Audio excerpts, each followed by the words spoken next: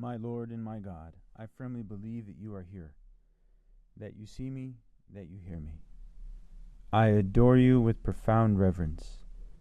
I ask your pardon for my sins and the grace to make this time of prayer fruitful. My Immaculate Mother, Saint Joseph, my Father and Lord, my guardian angel, intercede for me. In the Gospel of today's Mass, the apostles, James and John, brothers, have a request for Jesus. They say, "Grant that in your glory we may sit one at your right and the other at your left." Jesus said to them, "You do not know what you are asking. Can you drink the chalice that I drink, or be baptized with the baptism with which I am baptized?" They said to him, "We can." Jesus said to them, "The chalice that I drink you will drink, and with the baptism with which I am baptized you will be baptized. But to sit at my right or at my left is not mine to give, but is for those for whom it has been prepared." The words that our Lord uses may seem confusing even to us. And it's not quite clear that James and John understood what he was saying. He talks about the chalice and he talks about baptism. The word chalice in the Old Testament often symbolizes the portion assigned by God. And that very frequently was referring to a cup of suffering or divine judgment. The prophets in the Old Testament would speak of drinking the cup of affliction or wrath. Baptism here does not primarily mean sacramental baptism, as they might have known it or as we know it, but the Greek idea of being immersed or even overwhelmed. And Jesus in this case is speaking about being plunged into suffering. So the chalice and the baptism go together.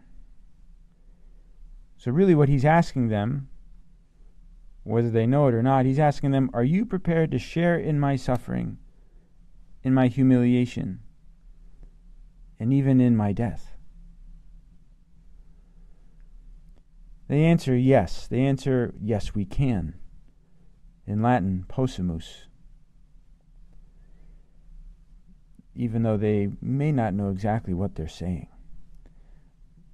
But little by little, especially after the resurrection, it will become more clear that the chalice is his passion, that the baptism is his being overwhelmed by suffering and death.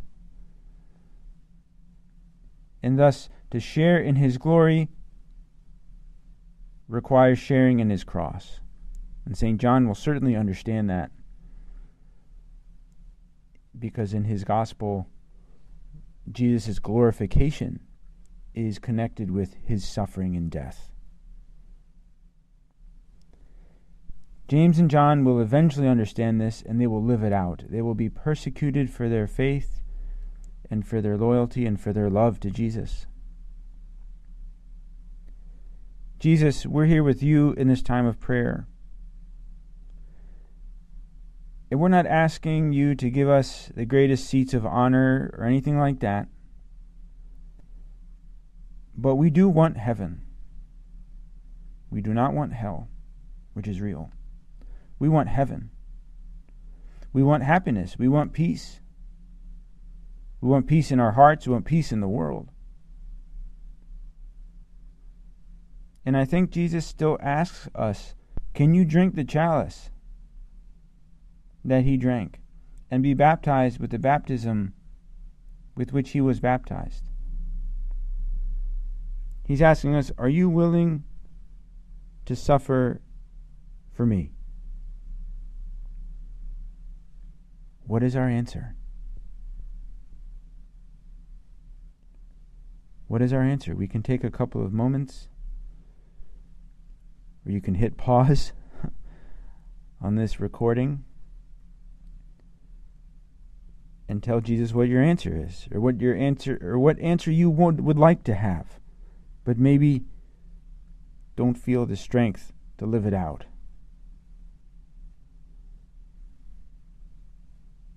What is our answer? Are you willing to suffer for me?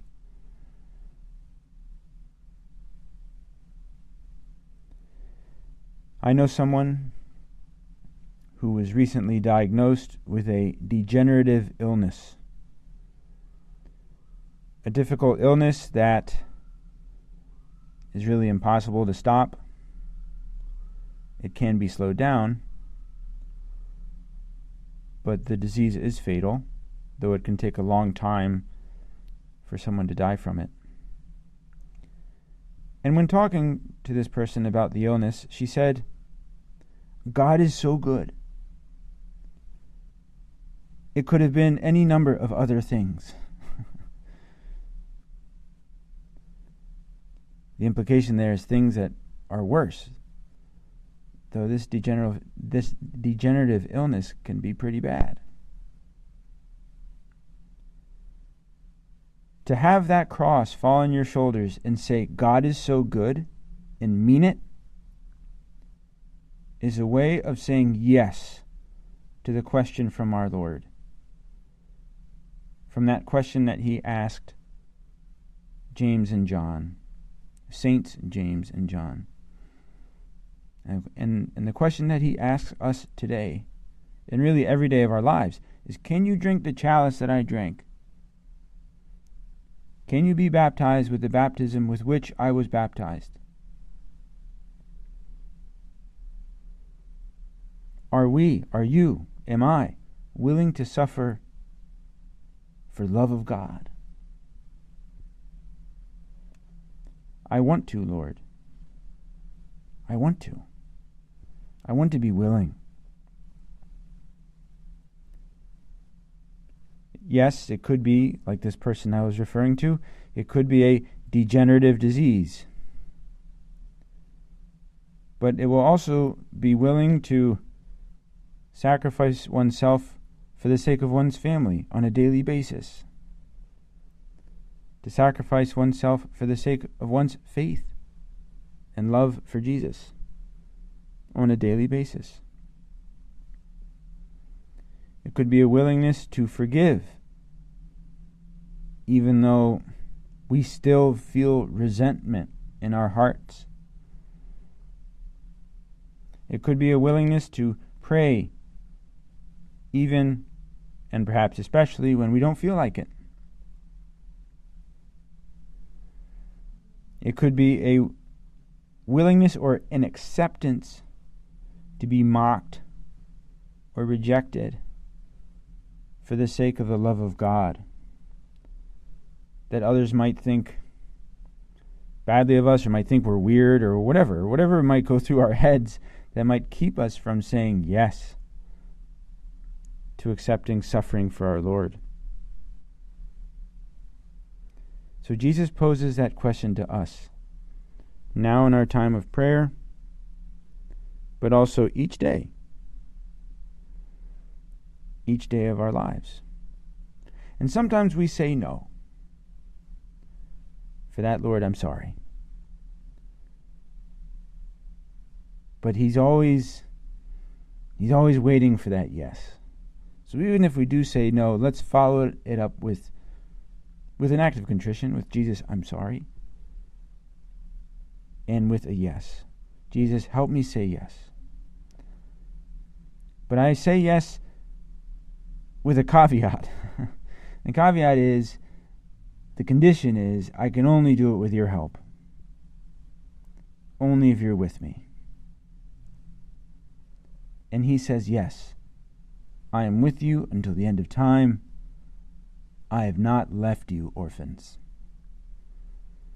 I thank you, my God, for the good resolutions, affections, and inspirations that you have communicated to me in this meditation. I ask your help to put them into effect. My Immaculate Mother, Saint Joseph, my Father and Lord, my guardian angel, intercede for me.